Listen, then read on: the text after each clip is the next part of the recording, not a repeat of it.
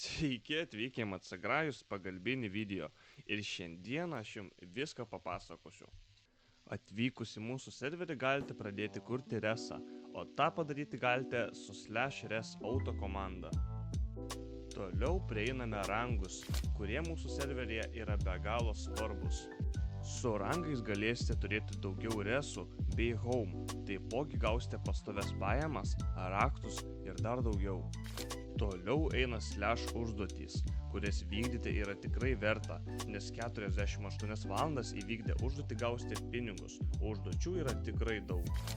O jeigu jau turite rangą, su juo galite paimti rango kitą įrašę komandą /kits. /warp tai vieta, kurioje galite teleportuotis į pasirinktas vietas.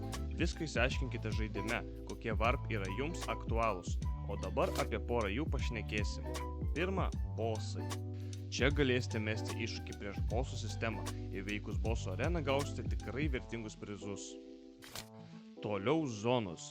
Tai yra gaujų sistema, kuri leidžia gaujoms kariauti. Zonose vyksta tikrai ilgos ir įdomios kovos tarp gaujų, vardan zonos barygos. Laimi tik stipriausi. Taipogi gaujų miestas. Šiame mieste galite rasti amfetamino virėjų, lokaciją, kitas nelegalias veiklas, bet būkite atsargus, nes policija dirba visą parą. Baryga. Tai vietinis NPC, kuris perka narkotikus iš absoliučiai visų. Narkotikus reikia susipakuoti ir tada parduoti, o visi narkotikai gaunami lokacijose. Kasyklos. Jas rasti galite mūsų spavne, tada pasiimti bet kokį pikeksą ir kasti resursus, o iš resursų craftinti arba juos parduoti vietiniam NPC. Gaujų plėšimai. Tai plėšimai, kuriuose gaujos gali plėšti kitos gaujos banką bei taip užsidirbti papildomų pinigų. Tada galime pašnekėti apie policiją. Tai frakcija, į kurią galima įsidarbinti mūsų Discord'e. Policija šiame sezone atliks didžiulį vaidmenį. Juvelyrinių parduotuvių į bankų plėšimai.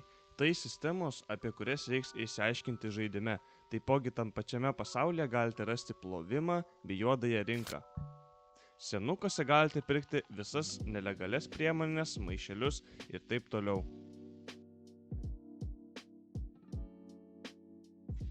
Toliau įvairiausios lokacijos, kurias turėsite susirasti patys. Jos bus paslėptos žemėlapyje, o lokacijos principas yra labai paprastas. Nusiperkate tam tikrą įrankį, renkate narkotikus ir tada juos apdirbate. Apdirbtus narkotikus galite parduoti gaujoms arba vietiniam NPC.